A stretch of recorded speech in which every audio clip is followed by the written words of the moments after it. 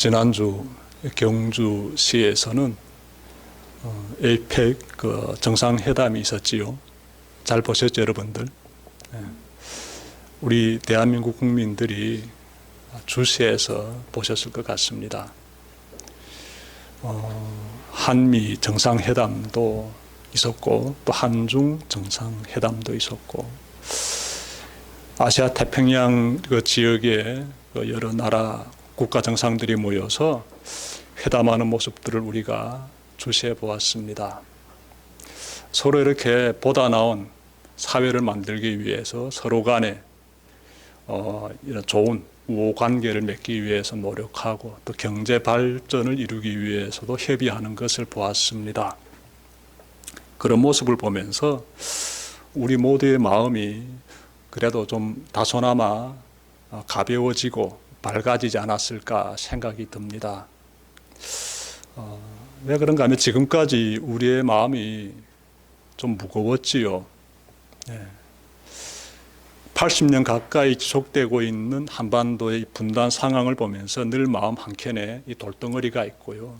거기에다가 이스라엘과 팔레스타인 사이 전쟁이 수년째 이어지고 있고 러시아와 우크라이나 사이 전쟁도 몇 년째 이어지고 있고 미국의 관세 정책이 또 이렇게 우리의 마음도 힘들게 해주고 있고 이러한 국제적 상황으로 인하여서 우리 자국 내 상황도 마음이 어두운데 이러한 세상을 바라보면서 우리가 심리적으로 꽤 적지 않은 스트레스를 받으면서 살아왔지요.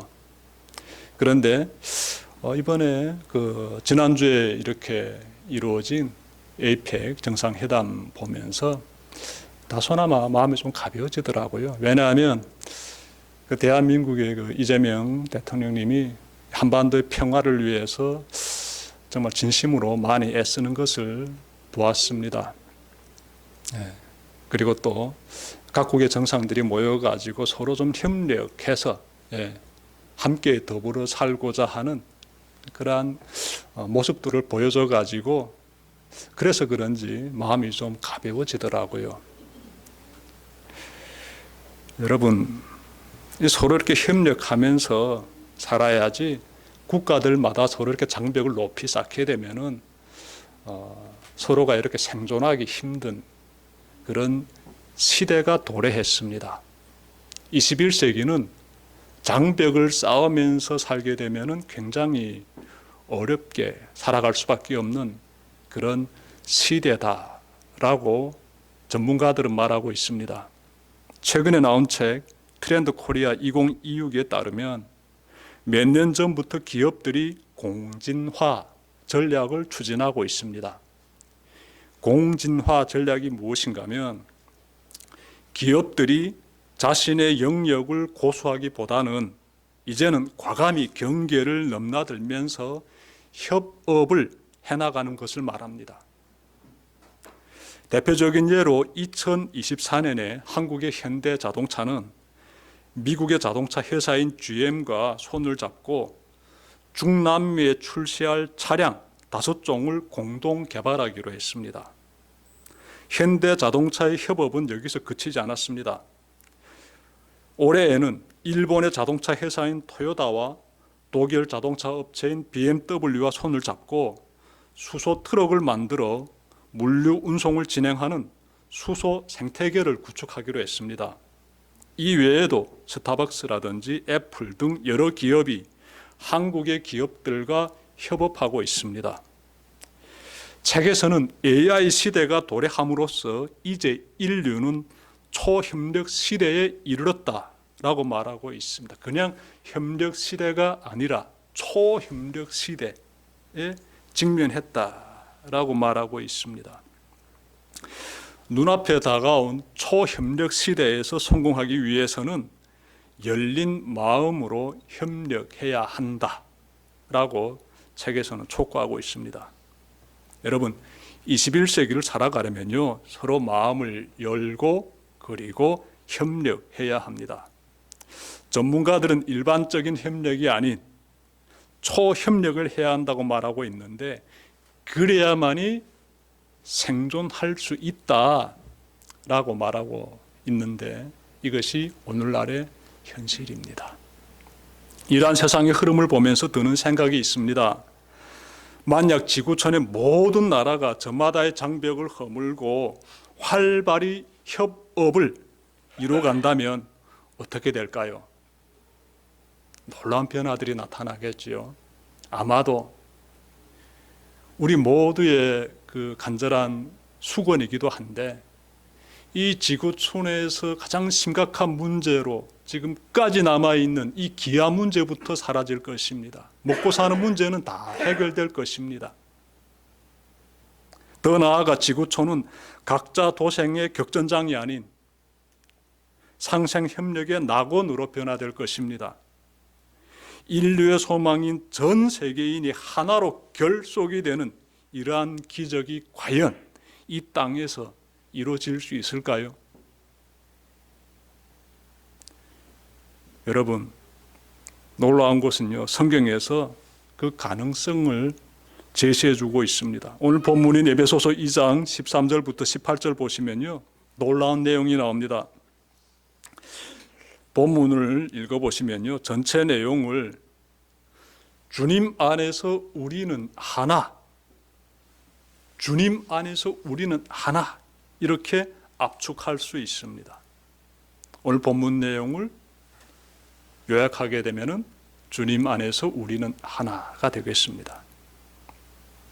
여기서 우리는 지구촌의 모든 사람이 주님을 통하여서 하나가 될 수 있음을 깨닫게 됩니다. 제가 14절부터 16절까지 말씀만 찾아 읽겠습니다. 그리스도는 우리의 평화이십니다. 그리스도께서는 유대 사람과 이방 사람이 양쪽으로 갈라져 있는 것을 하나로 만드신 분이십니다. 그분은 유대 사람과 이방 사람 사이를 가르는 담을 자기 몸으로 허무셔서 원수된 것을 없애시고 여러 가지 조문으로 된 계명의 율법을 폐하셨습니다. 그분은 이 둘을 자기 안에서 하나의 새 사람으로 만들어서 평화를 이루시고 원수된 것을 십자가로 소멸하시고 이 둘을 한 몸으로 만드셔서 하나님과 화해시키셨습니다. 예, 어떻습니까? 길이 제시되고 있지 않습니까? 서로 각자 도생하면서 장벽을 높이 쌓으면서 그렇게 살지 말고 서로 함께 협력하면서 장벽을 허물어뜨리고 더불어 함께 살 수 있는 길이 제시되고 있지 않습니까? 우리 말씀 보게 되면은요, 에베소 교회가 유대인들로만 구성된 것이 아니라 에베소 본토인들과 그리고 또 다른 여러 민족 사람들과 더불어서 함께 구성된 그러한 공동체다라는 것을 발견하게 됩니다. 문제는 교회 안에 유대인들이 이방인을 멀리하며 차별하려는 경향을 보였던 것 같습니다. 유대인들에게는 선민의식이 있습니다. 그들은요, 금식이라든지 할례라든지 안식일을 지키는 법이라든지 제사법이라든지 정결법이라든지 기타 등등 이런 각종 의식법을 만들어 가지고 지킴으로써 이방인과의 차별화를 만들어 갔습니다. 문제는 이와 같은 의식법이 이방 민족을 배척하는 것으로 이어졌어요. 그래서 유대인들은 이방 민족과 접촉하면 부정해진다며 그들과 거리를 두면서 차별했습니다. 이런 내용들은 성경 도처에서 나오지요. 결국 유대인과 이방인 사이에는 넘어갈 수 없는 이 장벽이 세워지게 되었어요. 이러한 장벽이 에베소 교회 안에서도 발견되고 있습니다. 여기서 잠깐 질문 가질 수 있는데요. 성경의 많은 법들 중에서 어느 법을 지켜야 되고 어느 법을 지키지 말아야 됩니까? 이런 질문 가질 수 있습니다. 여러분, 성경의 법은요, 크게 보게 되면 도덕법과 의식법으로 나눠져 있습니다. 하나님을 사랑하고 이웃을 사랑하라라는 이 큰 이 계명은요, 도덕법에 들어가요. 반드시 지금도 지켜야 합니다. 그리고 또 다른 법이 있는데 제가 앞서 말씀드린 것처럼 금식이라든지 할례라든지 제사법이라든지 안식을 지키는 법이라든지 기타 등등 이런 의식적으로 지켜야 하는 이런 법들은 안 지켜도 된다는 것이에요. 그런 법을 괜히 너희들이 만들어 놓고 지킴으로써 유대인과 이방인 사이의 담장만 세워지게 됐다. 교회 공동체 안에 이런 장벽들이 있으면 안 된다라고 지금 말씀하고 있는 것이지요. 바울은요, 예수님이 오셔서 유대인과 이방 민족 사이의 장벽을 허무셨다라고 전하고 있습니다. 예수님은 유대인과 이방인 사이 가로막은 이 의식법을 자신의 몸으로 몸소 허무셨습니다. 왜 그렇게 하셨을까요? 왜 그렇게 하나가 되게 하셨을까요?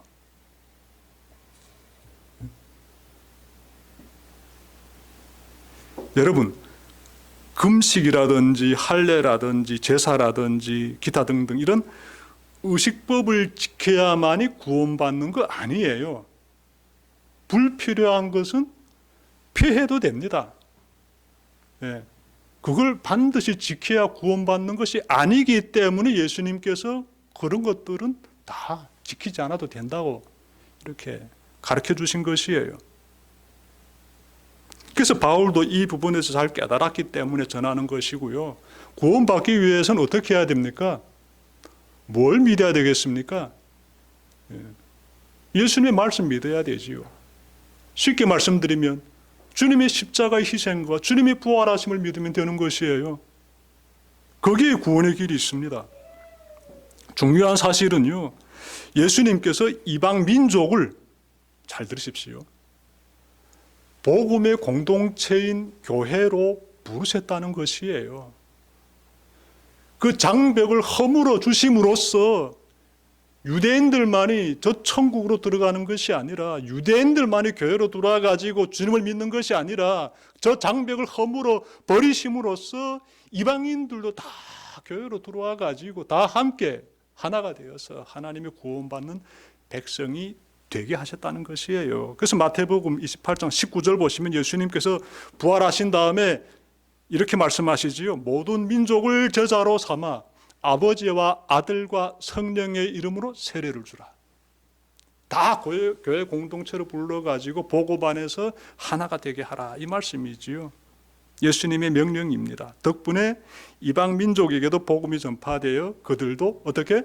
교회로 들어올 수 있게 되었습니다. 우리도 그래서 교회로 들어올 수 있게 된 것이에요. 바울은 에베소 교회가 이 부분을 잘 깨닫고 서로가 하나 되어야 한다는 것을 강조하고 있습니다. 그 결과 초대교회는 점점 더 세상 속으로 깊이 들어가 가지고요, 많은 사람들에게 복음을 전했습니다. 많은 민족에게 복음을 전했어요. 그 과정은 지금도 이어지고 있지요. 우리 오늘날 교회들도 어떻게 하고 있습니까? 불신자들에게 계속해서 찾아가서 복음을 전하고 있지 않습니까? 오늘날 세계 도처에 교회가 세워져 있으며 다양한 사람들이 예수님을 나의 구주로 영접하고 따르고 있습니다. 복음 안에서 세계의 다양한 민족이 하나가 되는 역사가 이어져 오고 있어요. 이러한 노력이 계속되어 전 세계는 어떻게 될까요? 복음으로 하나가 되게 되겠지요. 예. 그리하면 인류가 소망하는 평화와 번영의 시대가 도래할 것입니다. 우리가 이런 비전을 가지고 걸어가는 것이에요. 서로 장벽을 허물고 주님 안에서 하나가 되게 되면 인류가 그토록 소망하는 평화와 번영 이루게 될 것이다. 큰 그림이지요. 큰 그림. 놀라운 것은 요즘 세상 보게 되면은 세상도 이런 비전을 가지고 있어요. 그래야 우리가 생존할 수 있다라고 해요. 오늘 말씀에서 주님 안에서 하나가 되기 위해 무엇을 해야 하는지를 세 가지로 찾아볼 수 있습니다. 가장 먼저 서로를 수용해야 합니다. 서로를 수용해야 해요. 서로를 수용하는 노력은 교회에서부터 시작하여서 세상으로 확장되어야 합니다. 자, 그러자면 예수님께서 십자가의 피로 유대인과 이방인을 다 품으셨음을 항상 기억해야 합니다. 여러분, 교회는요, 서로 다름을 수용하는 공동체가 되어야 합니다. 편을 가르고 차별하고 성차별하고, 예, 뭐 여러 가지 차별 의식들 좀 찾아볼까요? 우리 한번 교회 안에서 인종차별 지금은 없겠지만요. 그런데 모르겠습니다. 이 백인 사회 가게 되면 있는지 모르겠어요. 신분차별, 글쎄 지금 신분차별 완전히 사라졌을까요? 지역 간의 차별, 서로 사상이 다른 것으로 인한 차별 등등, 교회 안에서 이런 모습들, 차별의 요소들 다 사라졌는지 한번 찾아봐야 되겠지요. 뭐 세상 보게 되면 차별이 더 많습니다. 뭐 학벌 놓고도 차별하고요. 가지고 있는 재산이 어느 정도 되는가 놓고도 차별하고요. 뭐 여러 가지 모습을 가지고 차별하고 있는 세상을 보면서 교회가 차별을 없애는 공동체로서의 좋은 본을 보여줘야 합니다. 왜냐하면 주님 안에서 우리 모두는 유대인이든 이방인이든 다 하나이기 때문에 그래요. 하나가 되기 위해서는 차별의 장벽부터 없애버려야 합니다.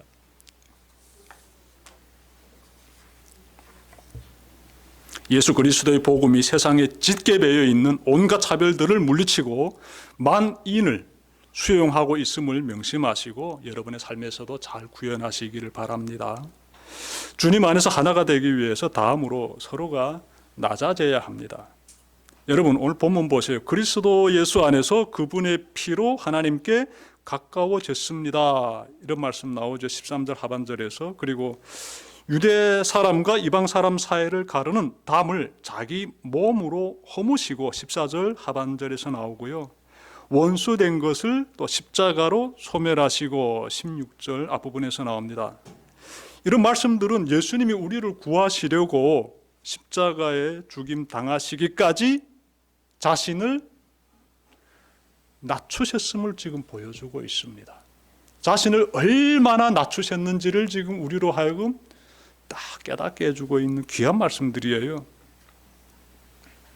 주님이 이처럼 자신을 한없이 낮추심으로써 우리가 하나가 된 것이에요. 낮아짐의 역사가 있는 곳에 하나됨의 귀한 모습이 피어나게 된다는 것입니다. 그러므로 대성교회는 낮아지는 자들의 공동체로서 세워져 가야 합니다. 맥커니 목사님이 쓴 책 겸손에 실린 이야기 좀 전해드리겠습니다. 하루는 목사님이 섬기는 교회에 타 교회에서 평신도 리더로 섬겼던 한 사람이 새로 등록했습니다. 그가 교회를 옮긴 이유는 자신이 있던 교회에서 분쟁이 일어나서 그래서 견디기 힘들어서 교회를 옮긴 것입니다. 어느 날 그는 맥커니 목사님과 대화를 나누게 되었는데요. 목사님에게 지금의 이 교회나 전에 내가 다녔던 교회나 보기에 별다른 차이가 없습니다. 그런데 자세히 보게 되면 그래도 이 속에 뭔가 다른 점 있을 수 있지 않을까요? 그것이 과연 무엇일까요? 라고 질문했습니다. 이에 목사님은 이렇게 말했어요. 우리 교회는 예수 그리스도를 사랑하고 그분이 십자가에서 우리를 대신해 희생하신 것을 감사해야 합니다. 이 말을 들은 그 성도는요, 우리 교회도 그랬습니다. 라고 답변했어요. 그러자 목사님이 계속하여 우리 교회는 예배를 사모하고 성도의 교제를 믿습니다. 이렇게 목사님이 또 답변하자 이 말을 듣는 그 평신도가 우리 교회도 그랬어요 라고 말했습니다. 자, 이렇게 대화가 오고 가게 되자 순간 메허리 목사님은요 언뜻 떠오르는 것이 있었습니다. 그래서 이렇게 말했어요. 우리 교회는 겸손의 중요성을 압니다. 겸손의 중요성. 그랬더니 그 사람이요, 바로 그겁니다. 우리는 겸손을 등한시했습니다. 겸손을 등한시한 공동체에서 뭐가 나타날까요? 서로 분쟁이 나타나게 되는 것이지요.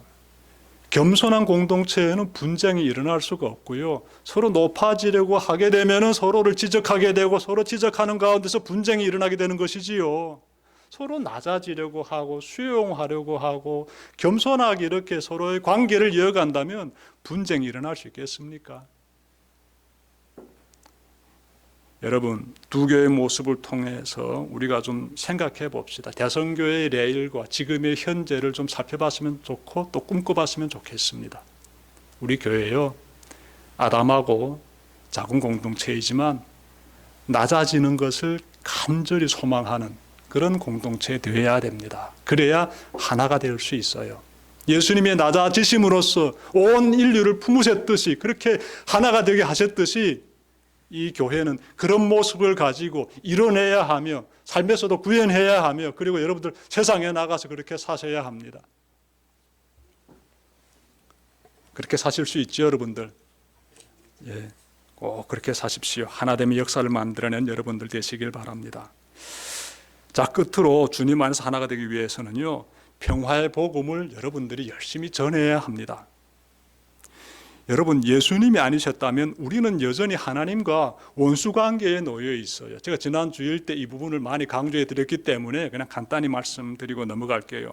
여러분, 하나님과 우리가의 그 사이가 예전에는 적대 관계였잖아요. 원수 관계, 죄를 지음으로 말미암아서.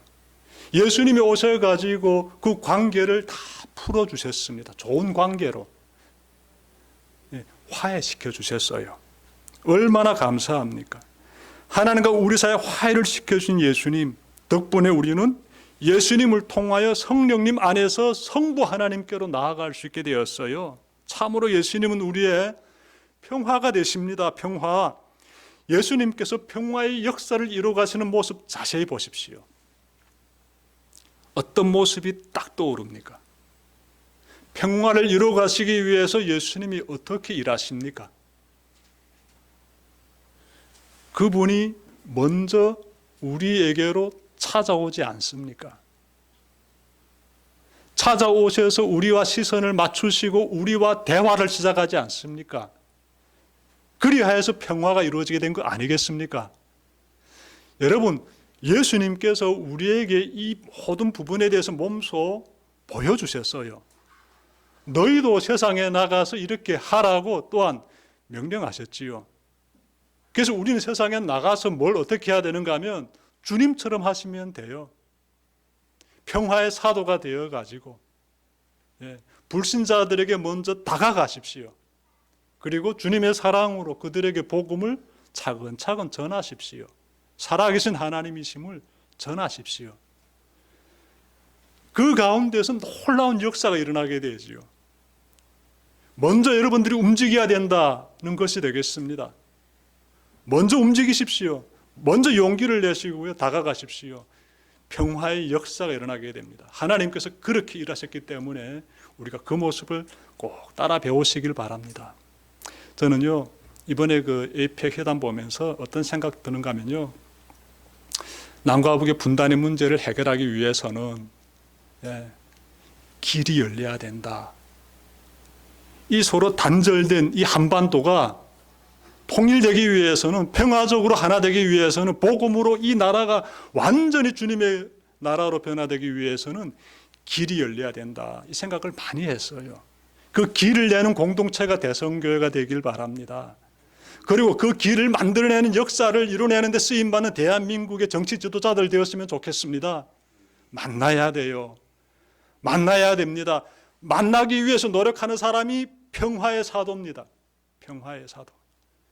그 일을 잘 감당하는 이 나라가 되기를 소망하고, 또 우리가 되기를 간절히 염원하면서 늘 기도드립시다. 그리고 한 발짝 한 발짝 그 소망을 향해서 또한 걸어갑시다. 복음을 전하면서 말입니다.